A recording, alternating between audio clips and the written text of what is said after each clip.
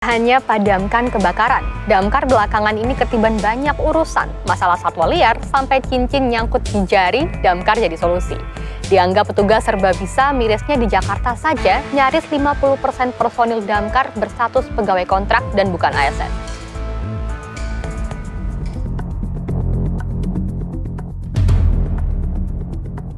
Apapun ditangani dengan berbagai kondisi di berbagai situasi. Banyak warga pun mengibaratkan damkar sudah seperti superhero tanpa sayap. Karena melakukan banyak aksi penyelamatan, mulai hal yang dianggap remeh seperti evakuasi cincin besi yang bertahun-tahun menempel di jari, ular sanca yang masuk rumah dan bikin ngeri, lepaskan tindik besi yang menempel di hidung seorang mahasiswi, hingga urusan buaya muncul di sungai di dekat permukiman. Atau juga yang belakangan viral, aksi yang membuat warga terkagum-kagum karena seperti dalam rekaman. Tim damkar melakukan perbaikan jalan di wilayah Ungaran, Kabupaten Semarang. Apa saja, di mana saja, kapan saja. Itu yang seolah tertanam di benak warga untuk menyelesaikan persoalannya. Atau dalam bahasa kerennya, palu gada. Apa lu mau? Gua ada. Menurut saya sih mereka hebat ya, bisa bantu banyak orang ya. Cuma menurut saya sih salah sasaran aja, salah minta tolongnya gitu.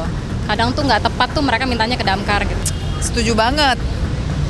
Karena kan kalau kita minta tolong ke orang lain kan lebih susah ya. Tapi mungkin karena kejadian yang ada anak jatuh, kalau nggak kucing jatuh, mungkin lebih cepat ya gitu pertolongannya. Saya setuju, sangat bagus, sangat membantu. Kadang-kadang bukan orang aja, kadang-kadang binatang atau apapun juga ditolong memadam kebakaran. Iya. Setuju sih. Ya, karena lebih cepat penanganannya sih ketimbang instansi yang lain. Brand WIR atau pemadam kebakaran di Indonesia dibentuk pertama kali di Surabaya pada masa pemerintahan Gubernur Jenderal Herman Willem Dendels. Damkar lalu berevolusi hingga akhirnya menjadi Dinas Pemadam Kebakaran. Spesifik di Jakarta, damkar berada di bawah Dinas Penanggulangan Kebakaran dan Penyelamatan, atau biasa disebut Gulkarmat.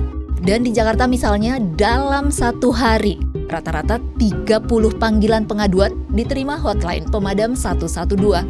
Kami di sini ya, apapun laporan dari masyarakat, ya kita TL dulu, kita respon dulu.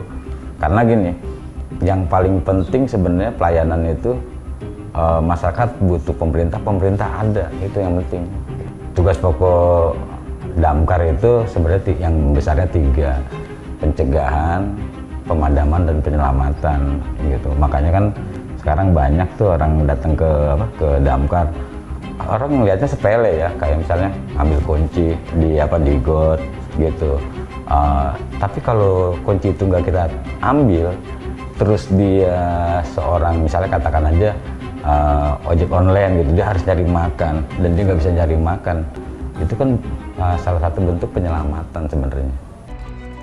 Namun di balik harum namanya tersimpan persoalan getir. Di antaranya nyaris 50% dari 4.000 personel pemadam kebakaran di Jakarta hanya berstatus pegawai kontrak atau penyedia jasa layanan perorangan dan bukan merupakan ASN. Belum lagi soal resiko dan faktor kecelakaan kerja yang harus dihadapi. Jumlahnya pun tidak sepadan untuk daerah dengan populasi lebih dari 11 juta manusia. Padahal idealnya personil pemadam kebakaran Jakarta berjumlah 11.000 atau 3 kali lipat dari jumlah yang ada sekarang ini.